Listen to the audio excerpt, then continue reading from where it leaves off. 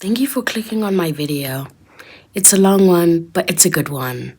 Timestamps are available so that if you want to skip through to a section that you're more interested in, you can. Because I always appreciate it. Take it to my man. Hey, my man. Take it to my man. Hey, my man. This video is not for any negative purposes. I'm just talking about something that I've noticed. Please don't hate on me. Thank you. Do you think I would be a better boyfriend than Chris? No. It's worse when you're a friend. When you feel like you're a friend, you realize you're a fan.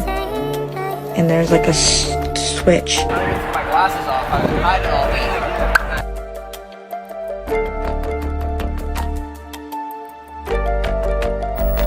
Hey guys, it's Nim. What's up and welcome back to my YouTube channel and welcome back to the deep dive series. If you are new here and you do not know what the deep dive series is, this is basically where I sit down and I do my makeup and I dive deep into a certain topic or certain topics. So for today's deep dive, we are going to be diving deep into the Sturniolo Triplets Fixation. Then put the intro and then this for you later. Mama, look, I'm grown now. I'm grown. I'm gonna be wearing this headband. Please don't clown me for it.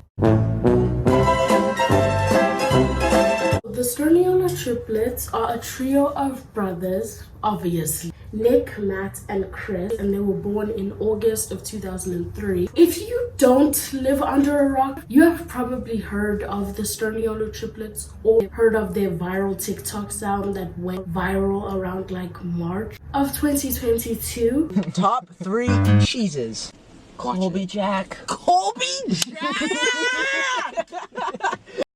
Endless. I can't pick a top 3. Last year, by April 2022, they had actually gained an audience of over 1 million subscribers, which means that if you do the math, they've gained 500,000 subscribers in less than a month, which is absolutely insane. And it's kind of giving them Jake Paul energy. And by the end of last year, they were nearing 4 million subscribers like the conventionally attractive white males that they are. I don't want to make a whole ass biography for them, so I'm just gonna sum up each 3 of them in the best way and the shortest way possible. What in the English is not my first language am I saying? I'm just going to sum up each one of them. Nick Sturniolo is the oldest of the 3 and he's basically the main editor for their channel. Nick is also gay, so the obsession kind of lies in the straight brother, which we'll get into now. Matt Sturniolo is the middle child of the 3 of them and he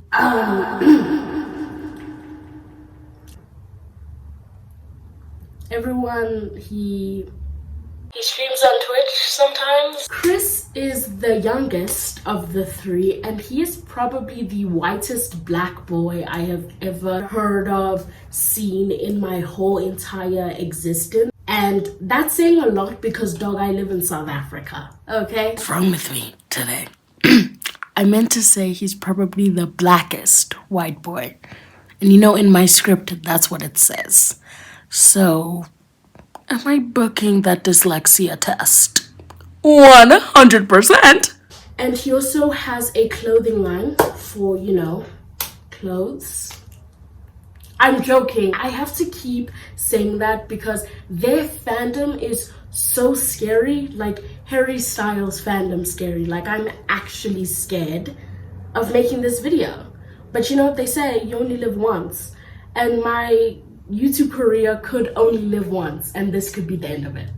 And I'm not making this video to be rude. Honestly, I like their videos. I think it's somewhat entertaining how they manage to make the same video every single week and still gain a massive following over it.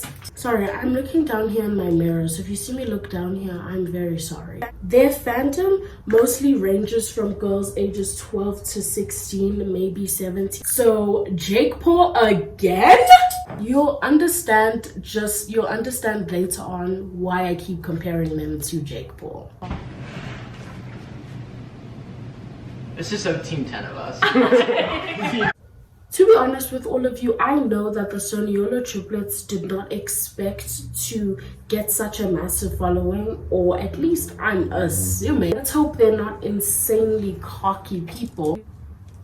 But I do want to say that as an audience of them, it's probably been so cool to see them grow and to see their numbers rise. But as someone who just cannot seem to fall under that spell, it has been so annoying to see their egos just swell. As males, it's very easy for their egos to surge and plunge all very quickly and very annoyingly. Me and Matt have been walking around with our hats and sunglasses, trying not to like start crowd mob, but we're doing good. I'm trying to get my glasses off. I've been hiding all day. Are you not embarrassed? This is really embarrassing. So it's not like a shock that they're egocentric.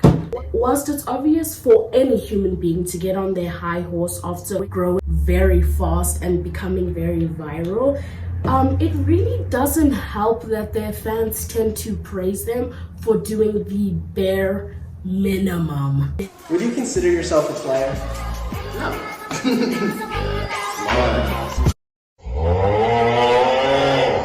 Okay. And all this unnecessary praise has led them to literally go on tour to answer famous birthdays-esque questions and have people of color perform for their concert.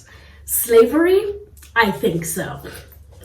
Day bro with the Disney Channel flow. 5 mil on YouTube in 6 months. Never done before. If you guys were ever on YouTube during the Paul brothers like trending phase, Jake and Logan Paul both had to deal with people calling them like, I'm a Logan girl or I'm a Jake girl. And obviously, naturally, it happens with the Sturniolo triplets as well.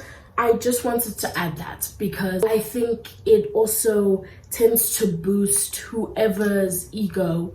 Even if they don't think that it does, it obviously will. Even if they act uncomfortable with it, it's normal. Like, if I find someone like being like, oh, you're so pretty, who I don't care about, who I don't have any attraction to, it will still boost my ego because it's normal for human beings to seek validation in any way that they can. As we all know, Jake Paul used to be one of the most, if not the most, cocky guy on YouTube, along with his brother, because the both of them blew up so fast. But as time has gone on, we've seen Jake humble himself, and as much as he can, like I said, men can be very egocentric, so kudos to him.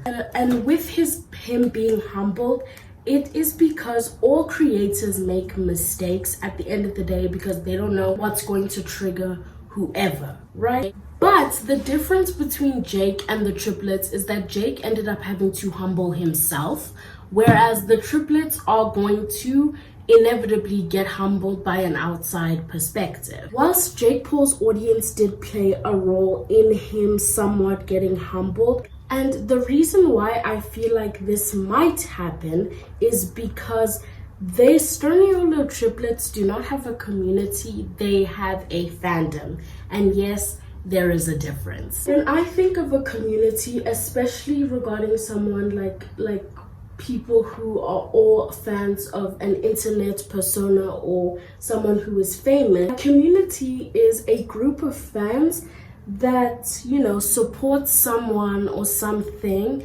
and supports people within the group. So a group in a community is a group that does not threaten to leave the community, doesn't fight over little things, doesn't compare their, you know, leader to other people in the same genre as them. And some good examples of, you know, communities are the Troublemakers. So Dylan is in Trouble's community, Danny Gonzalez's community, Joe Bartolozzi, who I feel like everyone loves, and you know, his community trolls him, but in a fun way where he trolls, they troll back. It's very fun. So Court Reezy's community is like a type of community that I am referring to, especially in this video. And there are many other, you know, YouTubers or people who are famous who have communities rather than fandoms, which, you know,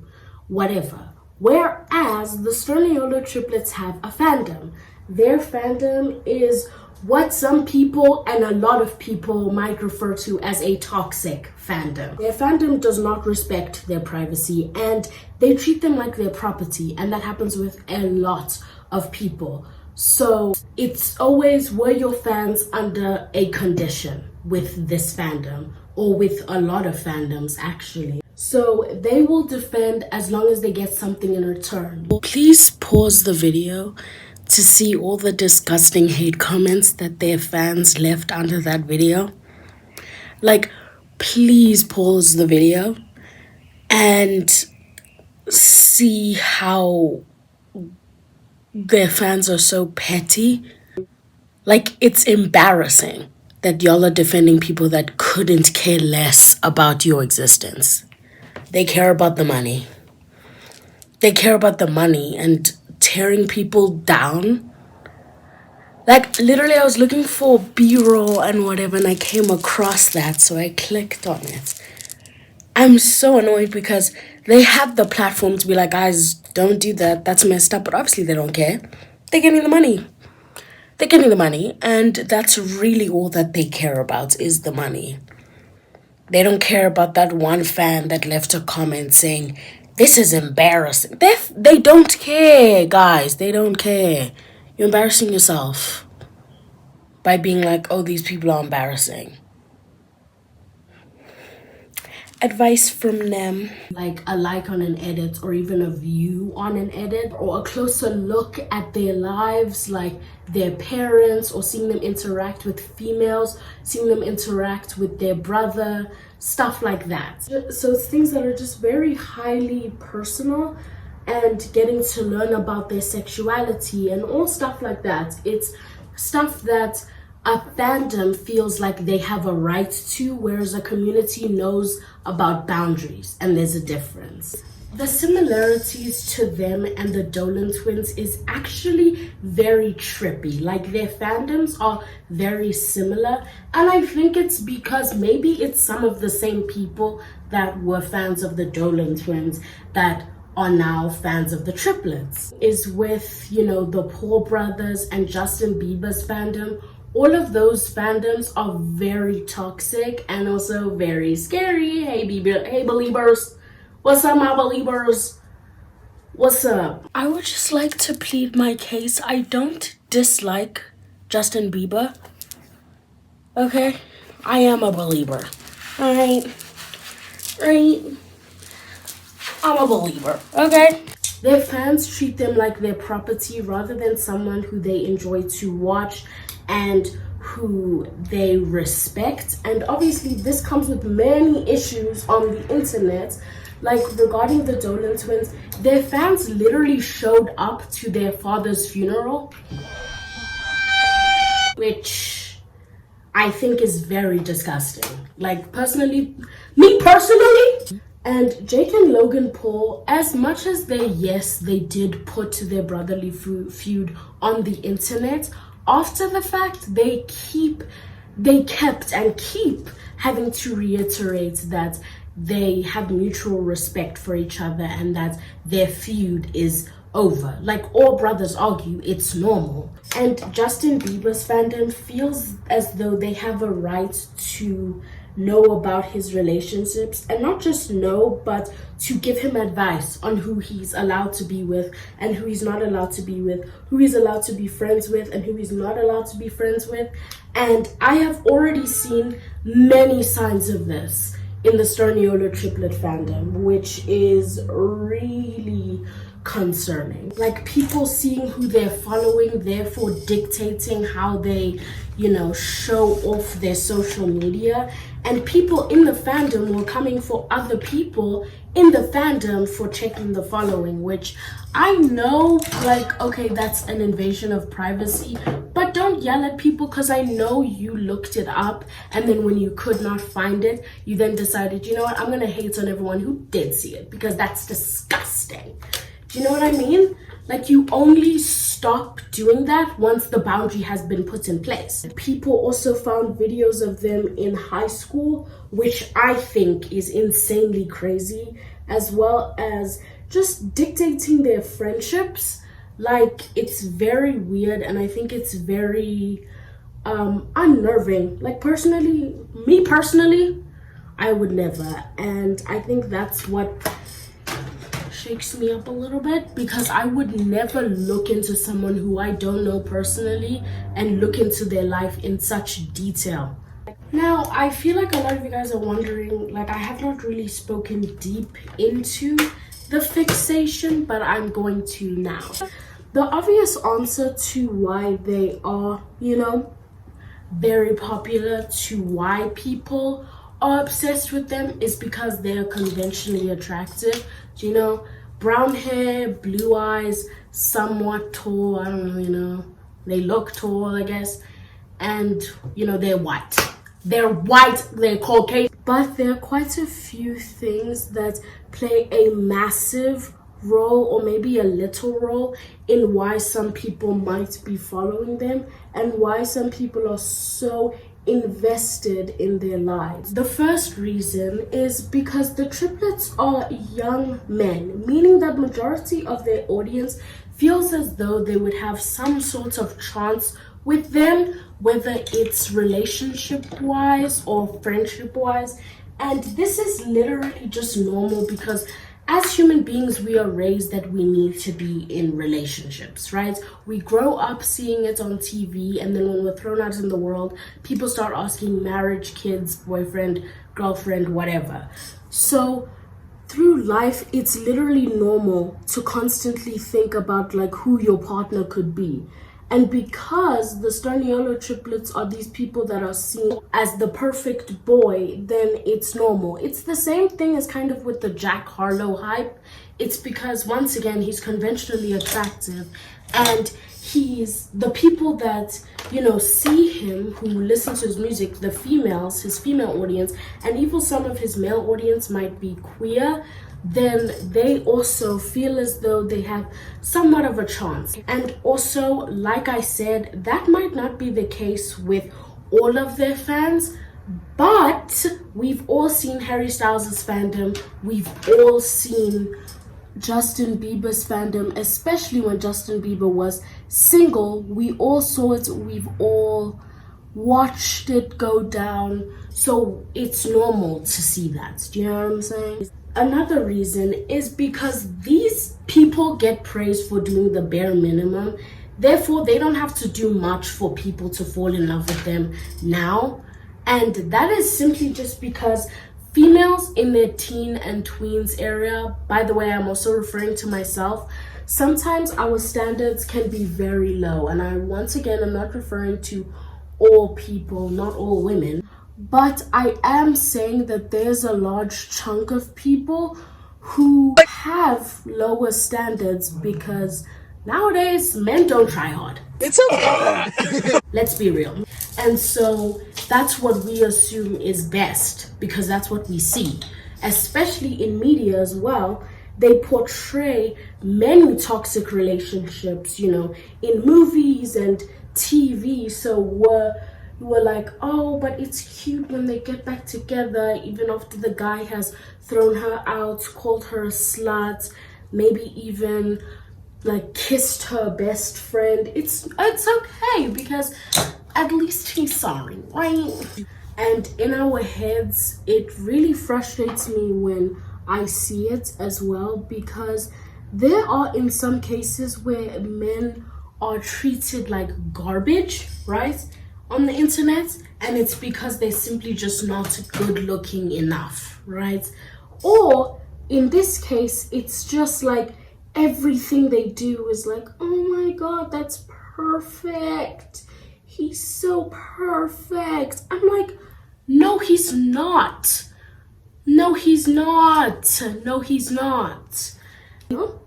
And although this is super invasive, it's a normal response when you see someone very often. I do air quotes because yes, they post videos, but y'all don't know what they do all the time. How they interact with females, how they treat females, what they do when they're hanging out with females. Because let's be real, the majority of their audience are females, and that's okay. I'm just saying that they need to really look at how they're presenting themselves and what message they're trying to get across as themselves.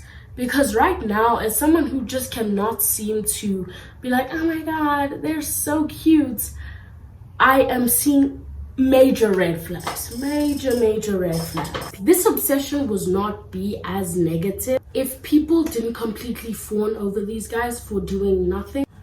Otherwise, I do not have anything else to, say except for that this obsession is very concerning, because the Sturniolo triplets don't take any action to put a stop to how their fandom behaves towards each other.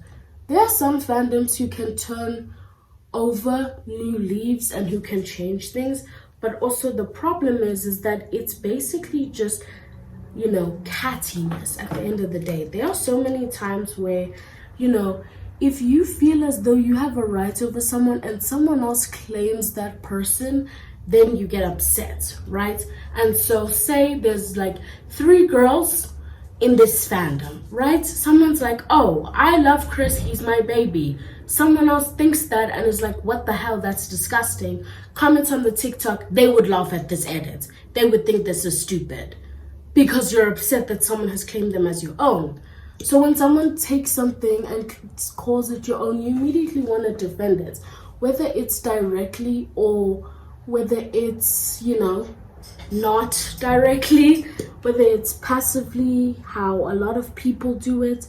At the end of the day, you are trying to please these people that do not care, right? Anyways, thank you guys so much for watching this video. I know I got a little bit deep in this deep dive, but emotionally deep, and I feel like it's necessary for me to just share my opinion on something that I have noticed. And in this case, I'm doing this simply just because we're all teenage girls, and I definitely have those moments as well where there's someone that I'm like, oh my god, like I hope they love me, but they don't care about me, because out of 5 million people, I'm one person. And they don't care. They don't care about me. And something else that I want to say is, y'all remember when Chris held up a sign that was like Black Girls for Chris? They know what they're doing. Okay? I just want to tell you guys that all celebrities know what they're doing. So instead of fawning over people who know what they're doing for marketing, go and go live a life. So if maybe I called you out in this video, why don't you unfollow them then? Because maybe it's a good thing that you saw this video. But thank you guys so much for watching this video. I really hope you enjoyed it. Honestly, this was one of the most fun because I love psychology. So going into the psychological reason was insanely amazing for me. So please like the video, subscribe, and turn on the post notifications that you get notified every time I post a new video. And I will see you guys all next week. Bye, besties. Mwah.